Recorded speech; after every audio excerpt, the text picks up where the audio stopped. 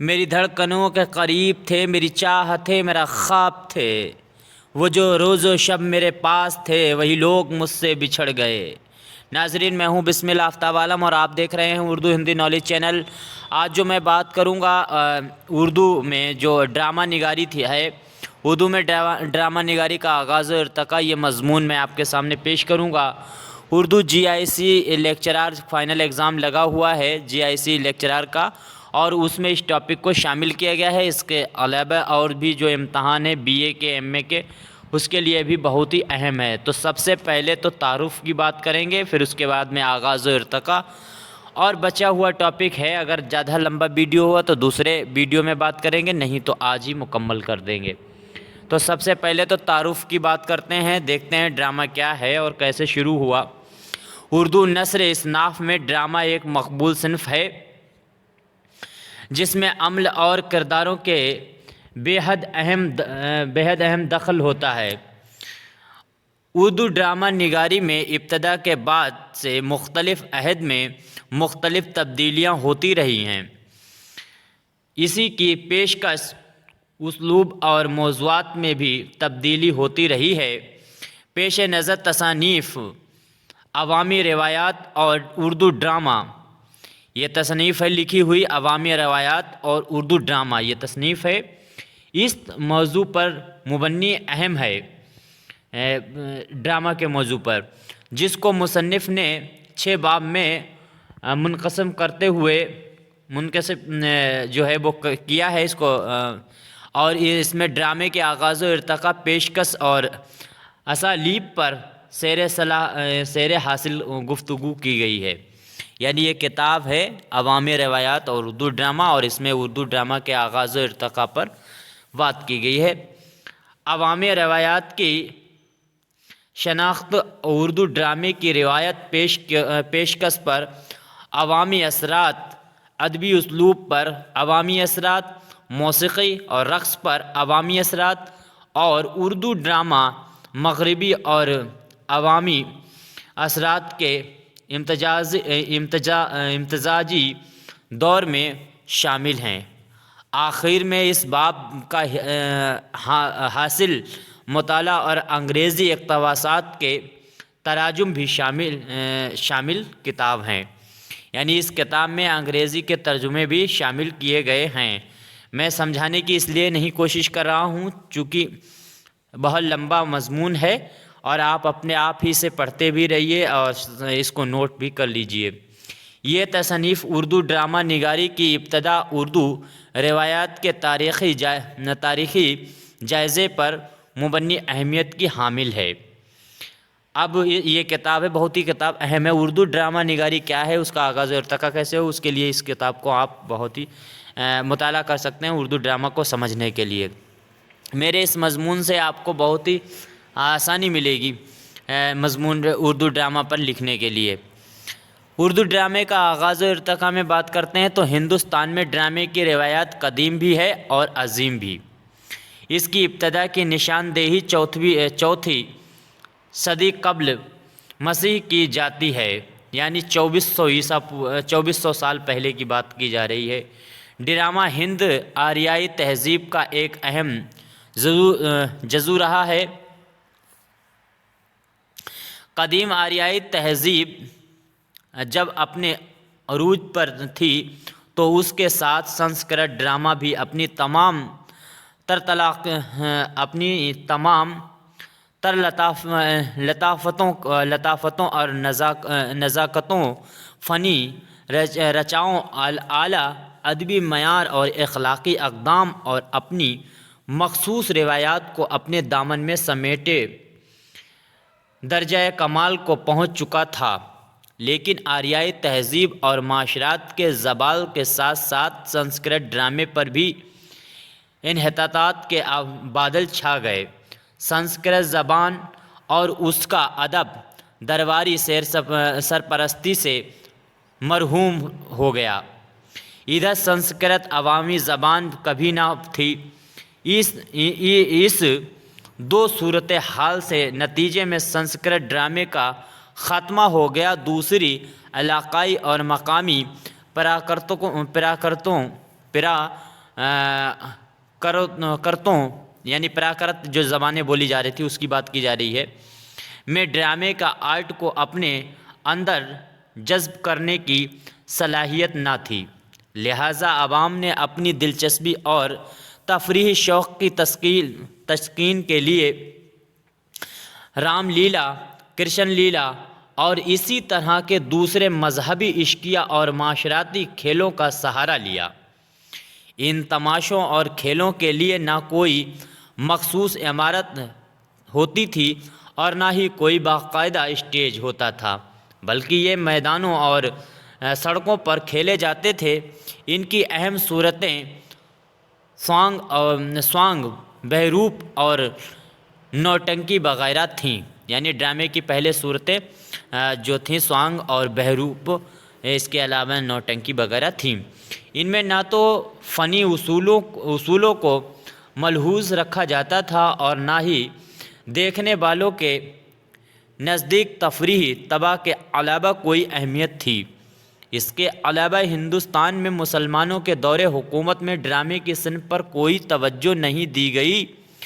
جب دوسرے علوم و فنون کی ترقی میں مسلمان حکمران نے اہم کردار ادا کیا، اس کا بڑا سبب غالباً یہ تھا کہ نہ تو عربی و فارسی ڈرامے کی کوئی روایت ان کے سامنے تھی اور نہ سنسکرت ڈرامے کی روایت ہی باقی تھی، لہٰذا ڈرامہ ان کی سرپرستی سے مرحوم رہا۔ مسلمانوں کے جو حکمران ہوئے ان کی سرپرستی سے جو صنف ڈرامے کی تھی وہ محروم رہی۔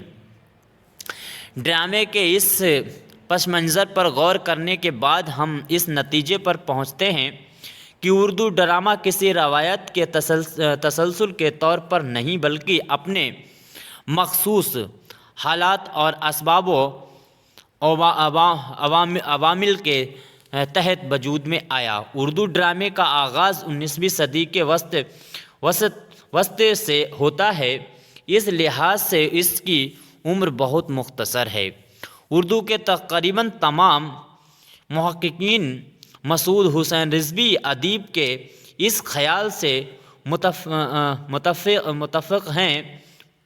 متفق ہیں کہ نواب واجد علی شاہ اردو کے پہلے ڈرامہ نگار ہیں اور ان کا رہس جو ان کا رادھا کنہیا کا قصہ اردو ڈرامے کا نقش اول ہے، یعنی نواب واجد علی جو شاہ ہیں ان پہ کھیلا گیا یہ ڈرامہ ہے اور ان کا ہی لکھا ہوا یہ ڈرامہ ہے۔ اچھا، نواب واجد علی جو شاہ ہیں یہ شاعر بھی تھے اور اختر اپنا جو ہے تخلص استعمال کرتے تھے شاعری میں، تو رادھا کنہیا کے نام سے یہ قصہ ہوا تھا اور کیسر باغ میں یہ کھیلا گیا تھا۔ یہ رہس واجد علی شاہ کی اولی عہد کے زمانے میں کیسر باغ، وہی میں نے ابھی کہا، کیسر باغ میں 1843 میں بڑی شان سے کھیلا گیا۔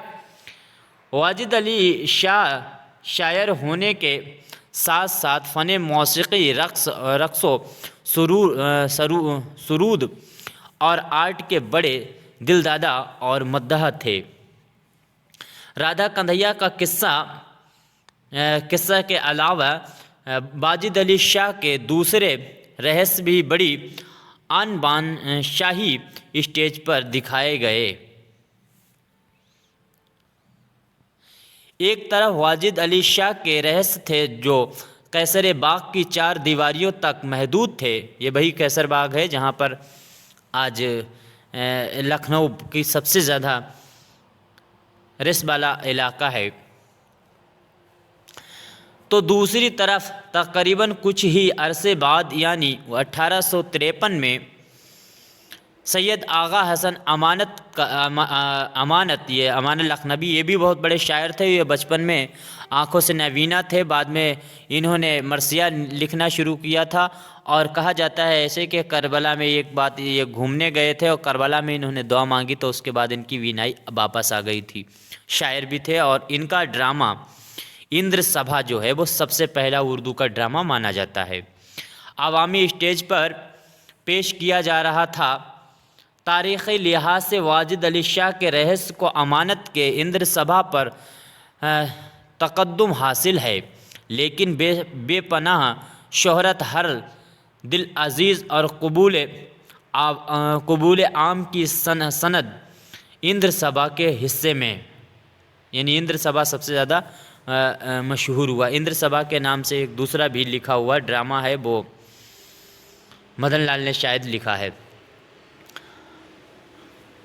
اس کے اندر سبھا کے حصے میں سب سے زیادہ شہرت آئی۔ مسعود حسین رضوی ادیب لکھتے ہیں، یعنی اندر سبھا کے بارے میں مسعود حسین رضوی کیا کہتے ہیں؟ لکھتے ہیں کہ اندر سبھا اردو کا پہلا ڈرامہ نہیں ہے، لیکن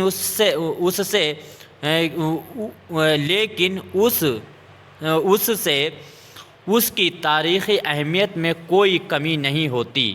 وہ اردو کا پہلا ڈرامہ ہے جو عوامی اسٹیج کے لیے کھیلا گیا۔ وہ پہلا ڈرامہ ہے جس کو عام قبولیت نے ملک میں شہر شہر اور اودھ میں گاؤں گاؤں پہنچا دیا۔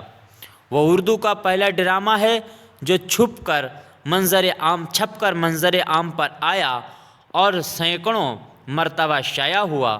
وہ اردو کا پہلا ڈرامہ ہے جو ناگری، گجراتی اور مراٹھی خطوں میں بھی چھاپا گیا۔ اندر سبھا کی کامیابی اور شہرت کے زیر اثر اسی انداز کے پلاٹ اور طرز پر لکھنؤ اور دوسرے مقامات میں کئی سبھائیں اور ناٹک کھیلے گئے۔ اندر سبھا، مداری لال فرق سبھا، مداری لال کا بھی لکھا ہوا اندر سبھا ہے، یہ یاد رکھنا بہت ہی امپورٹنٹ ہے۔ اندر سبھا آبجیکٹو کیسا؟ اندر سبھا جو ہے نواب واجد علی شاہ پر امانت لکھنوی کے ساتھ ساتھ یہ جو اندر سبھا تھا امانت لکھنوی کا، اس کے علاوہ جو ہے وہ مداری لال کا بھی لکھا ہوا اندر سبھا کے نام سے ہی ڈرامہ ہے۔ اس کے بعد میں فرق سبھا، راحت سبھا، اس کے بعد میں جشن پرستان، ناٹک جہانگیر، عشرت سبھا، گلشن بہار افزا اور لیلا مجنو وغیرہ وغیرہ۔ امانت کے اندر سبھا کے بعد مداری لال کا اندر سبھا سب سے زیادہ مقبول ہوا۔ وہی بات آئی جو میں نے ابھی کہی تھی، مقبول ہوا۔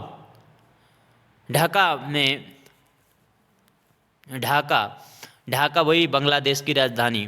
ڈھاکہ میں اندر سبھا کی اولیت اردو تھیٹر نے ترقی کی کئی منزلیں طے کیں۔ کئی تھیٹریکل کمپنیاں وجود میں آئیں جن کے پیش نظر عوام کی تفریح کے ساتھ تجارتی مفاد بھی تھا۔ شیخ پیر بخش کانپوری نے اندر سبھا کے طور پر ایک ناٹک ناگر سبھا لکھا۔ ناگر سبھا کس کا لکھا ہوا ہے ناٹک؟ یاد رکھنا، شیخ پیر بخش کانپوری کا لکھا، جس کو بڑی مقبولیت حاصل ہوئی۔ شیخ فیض بخش کی کمپنی فرحت افزا تھیٹریکل کمپنی، جس نے بہت سے کھیل دکھائے تھے، ناگر سبھا کو اسی نے کھیلا۔ ماسٹر احمد حسن واخر کا ڈرامہ بلبلِ بیمار ڈھاکہ کی ڈرامائی تاریخ میں نیا موڑ اور ایجاد پسندی کا نیا باب تسلیم کیا جاتا ہے۔ اس ڈرامے میں پہلی بار نظم کے ساتھ مکالموں میں سلیس وسطی نثر کو شامل کیا گیا اور اس کے گانوں کا انداز بھی بدلا ہوا تھا۔ اردو ڈرامے کا دوسرا اور اہم مرکز ممبئی تھا۔ یہی بعد میں چل کر فلمستان بن گیا اور یہیں سے فلمیں بننا شروع ہوئیں۔ ممبئی کا جو دوسرا ڈرامے کا جو تھیٹر تھا وہ ممبئی تھا مرکز، تو وہیں سے یہ فلمیں شروع ہوئیں۔ جس زمانے میں شمالی ہندوستان یعنی اودھ اور اس کے مضافات میں اندر سبھا کھیلا گیا، تقریباً اسی زمانے میں اندر سبھا ممبئی کے اسٹیج پر پیش کیا گیا اور اسے بڑی مقبولیت حاصل ہوئی۔ اردو ڈرامہ پارسی ارباب ذوق کی سرپرستی میں پروان چڑھا۔ انہوں نے اردو ڈرامے کی قابل قدر خدمات انجام دی۔ کس نے؟ ارباب ذوق، یہ بہت بڑے پارسی ڈرامہ نگار تھے۔ ڈرامے کے فن سے دلچسپی اور مالی منفعت کے پیش نظر پارسیوں نے بڑی بڑی تھیٹرکل کمپنیاں قائم کیں، جن کے اپنے ڈرامہ نگار، ڈائریکٹر اور کام کرنے والے ہوتے تھے۔ زیادہ تر ڈراموں کا موضوع وفاداری، سچائی اور شرافت ہوتا تھا، اور ان کے قصے دیومالا، قرون وسطیٰ کی داستانوں اور شیکسپیئر کے ڈراموں پر مبنی ہوتے تھے۔ 19ویں صدی کے آخر تک ڈرامے کے فن کو نہ تو سنجیدگی سے محسوس کیا گیا اور نہ ہی اسے سراہا گیا۔ امانت لکھنوی اور مداری لال کے اندر سبھا، ان کی نگرانی میں جو ڈرامے لکھے گئے وہ زیادہ تر منظوم ہوتے تھے۔ بیچ بیچ میں دادرے اور ٹھمریاں، یہ گیت ہوتے ہیں، لوک گیت، دادرے اور ٹھمریاں ہوتی۔ رقص و سرود پر زور دیا جاتا تھا۔ جن کمپنیوں کے لیے ڈرامے لکھے جاتے تھے وہ خاص تجارتی نقطۂ نظر سے شہر کے دورے کرتیں۔ اس زمانے میں اردو اسٹیج پر حافظ عبداللہ، نذیر بیگ اور حسین میاں ظریف چھائے ہوئے تھے۔ منشی رونق بنارسی پارسی تھیٹرکل کمپنی کے خاص ڈرامہ نگار تھے۔ ان کے ڈراموں میں بے نظیر بدر منیر، لیلا مجنوں، نقش سلیمانی، سنگین بقولی، عاشق کا خون اور افسانہ عجائب کا عرف جان عالم، انجمن آرا وغیرہ مشہور ہوئے۔ حسین میاں ظریف پشتن جی فرام جی کی پارسی اور ایجنل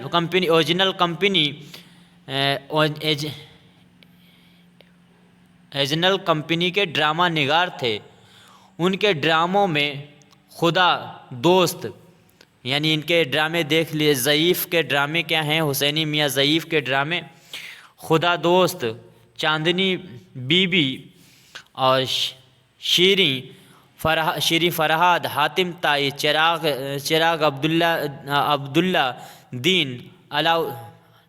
علاؤالدین اور لیلا مجنوں اور علی بابا کو خاص شہرت ملی۔ حافظ عبداللہ لائٹ آف انڈیا تھیٹرکل کمپنی سے وابستہ تھے۔ یہ انڈین ایمپیریل تھیٹرکل کمپنی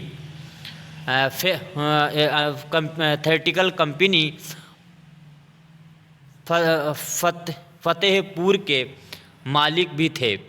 حافظ عبداللہ کے ڈراموں میں عاشق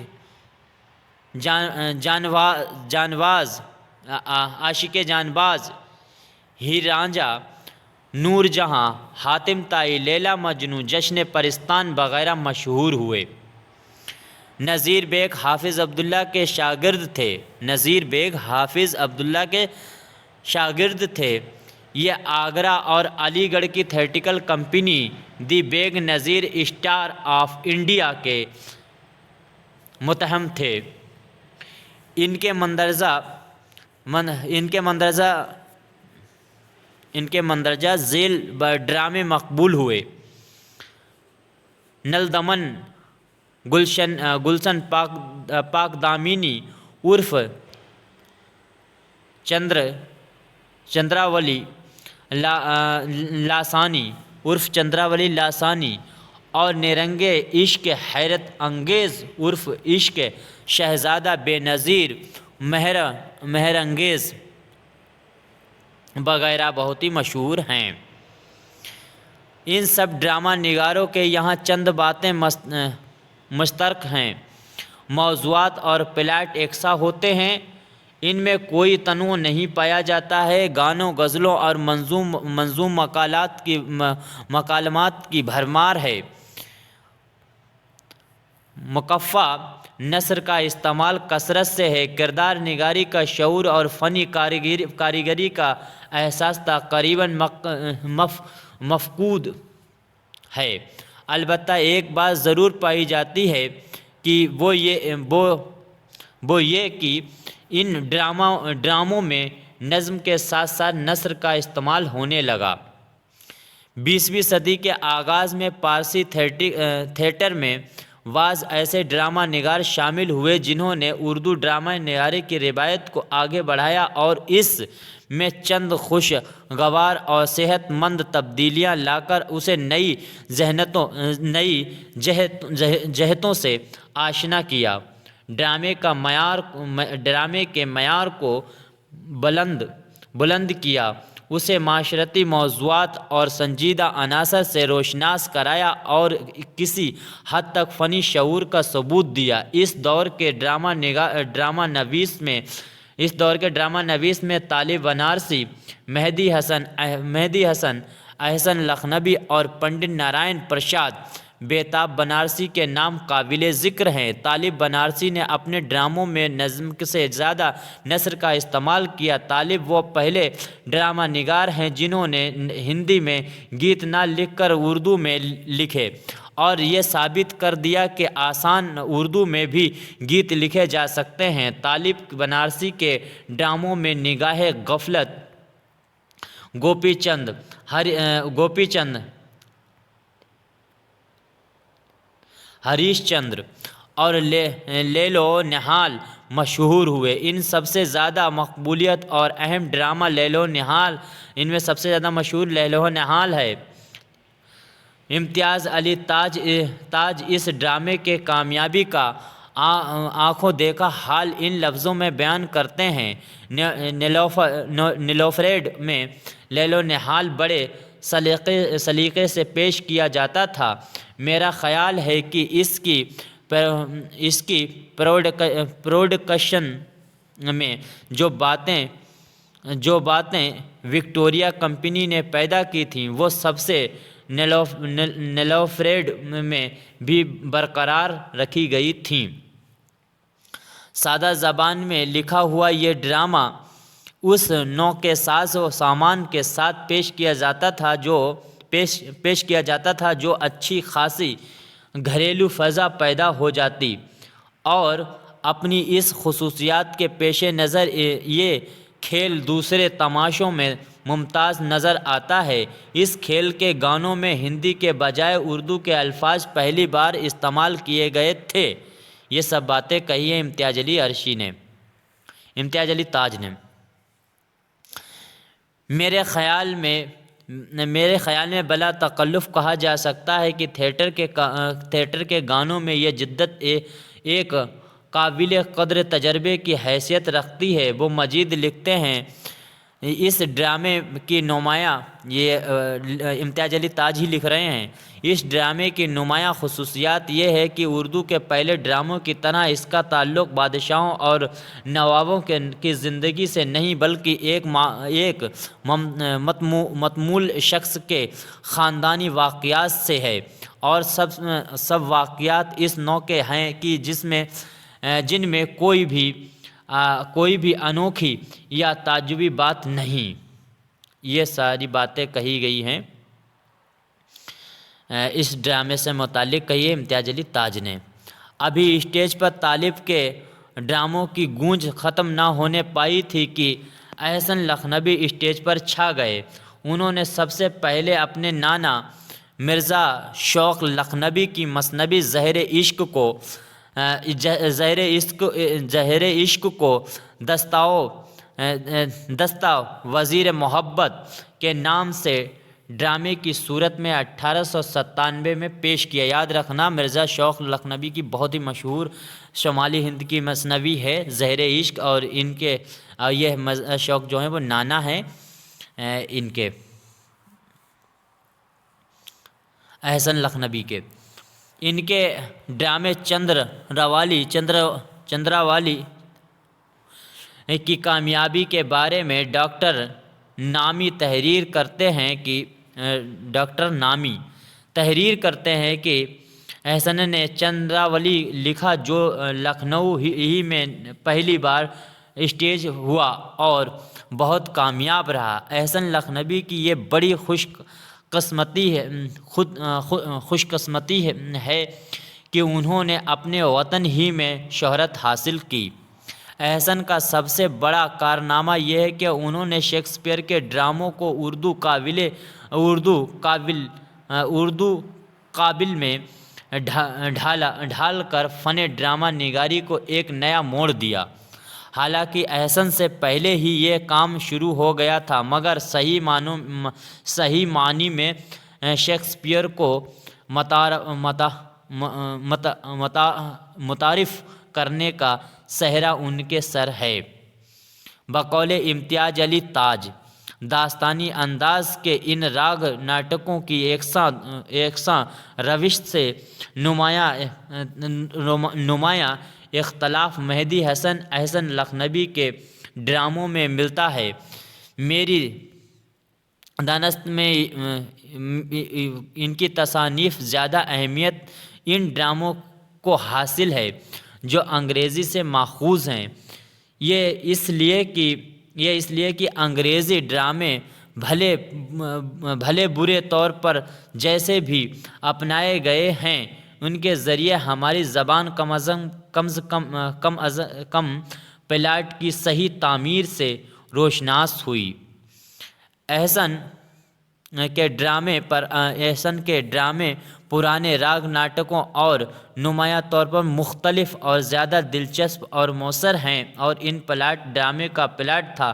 کردار نگاری میں حقیقت نظر آتی ہے، زبان مقالبتہ بے تکلف تھی، اور ان میں ایکٹروں کے لیے ایکٹ کرنے کی گنجائش موجود تھی۔ ان کے ڈراموں میں چندراوالی خونے ناحق عرف مارے آستین، ہیملیٹ کا یہ اردو ترجمہ ہے، بزم فانی یہ رومیو جولیٹ کا ترجمہ ہے، دل فروش یہ مرچنٹ آف وینس کا ترجمہ ہے، بھول بھلیاں کامیڈی آف ایررز کا ترجمہ کیا ہوا ڈرامہ ہے، اور ایتھولو بہت مشہور ہوئے۔ احسن نے ڈرامے کی زبان اور نظم و نثر دونوں کو نکھارا اور سنوارا، مکالموں کو دلکش بنا دیا، اور انہوں نے ادبی رنگ و آہنگ بخشا، پلاٹ کی تعمیر پر زور دیا اور فنی تدبیر گیری سے کام لیا۔ بہت لمبا ہوتا جا رہا ہے، خیر کوئی بات نہیں۔ یہ اگر آپ کو پیپر میں حل کرنا ہے تو پھر لکھنا تو ہوگا ہی، اس میں سے اگر آدھا بھی یاد رہا تب بھی بہت ہی کام کا رہے گا۔ اس میں تو چاہتا تھا کہ آج کے دور میں جو ڈرامے لکھے جائے وہاں تک میں بات کر لوں۔ بیتاب نے اردو ہندی دونوں زبانوں میں ڈرامے لکھ کر اپنی صلاحیت کے جوہر دکھائے اور خوب شہرت حاصل کی۔ ان کا پہلا ڈرامہ قتل نظیر ہے جو 1910 میں الفریڈ تھیٹرکل کمپنی نے اسٹیج کیا۔ یہ ڈرامہ پہلا ڈرامہ ہے جو کسی حقیقی واقعہ یعنی طوائف نذیر جان کے قتل پر مبنی ہے، یعنی حقیقی اس میں واقعہ بیان کیا گیا ہے۔ اس میں شک نہیں کہ بیتاب کو اردو ہندی دونوں زبانوں پر عبور حاصل تھا۔ انہوں نے اردو ڈرامے میں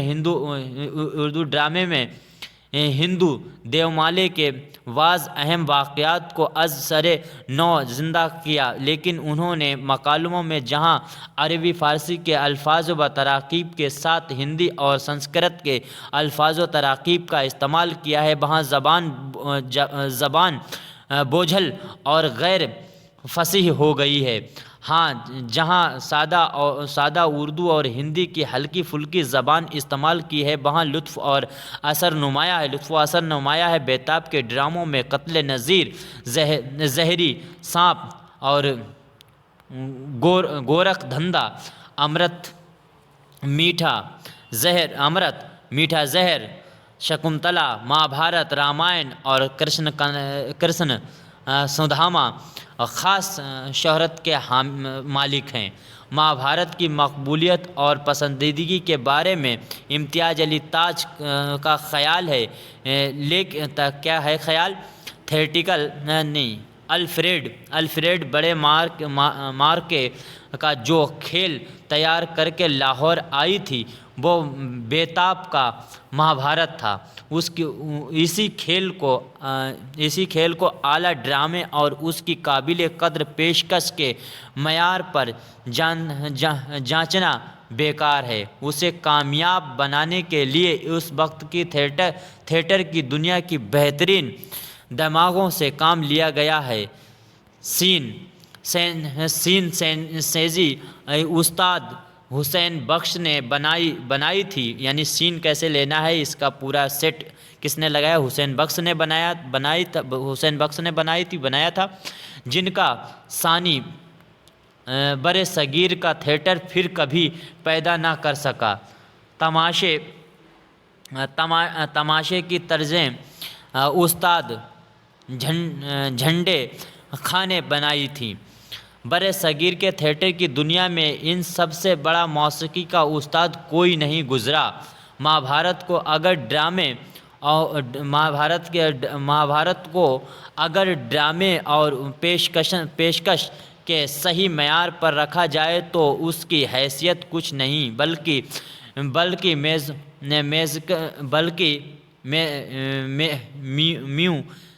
میوزیکل کامیڈی کی خصوصیات نمائش، تحریر خیزی اور نغمہ سرائی کو مؤثر بنانے کے لیے کوئی کوشش نہ تھی جو اٹھا رکھی گئی ہو۔ اس میں شک نہیں کہ مذکورہ والا ڈرامہ نویس نے اردو ڈرامے کی ترقی اور اسٹیج کی آراستگی میں قابل قدر کارنامے انجام دیے، لیکن اس کے باوجود یہ حقیقت ہے کہ ان ڈرامہ نگاروں کے یہاں فنی مہارت اور تدبیر کاری کی خامی پائی جاتی ہے۔ اس خامی کو بڑی حد تک دور کرنے والے ڈرامہ نگاروں میں آغا حسن کاشمیری، جنہوں نے اپنے تخلیقی شعور اور جدت پسندی طبیعت کی بدولت اپنے دور کی ڈرامہ نگاری پامال روش سے بلند ہو کر فنی ارتقاء کی اعلیٰ کاریگری کے نمونے پیش کیے اور یہ ثابت کر دیا کہ وہ ایک مخصوص دور کی نمائندگی کرتے ہوئے بھی اپنے پیش رووں اور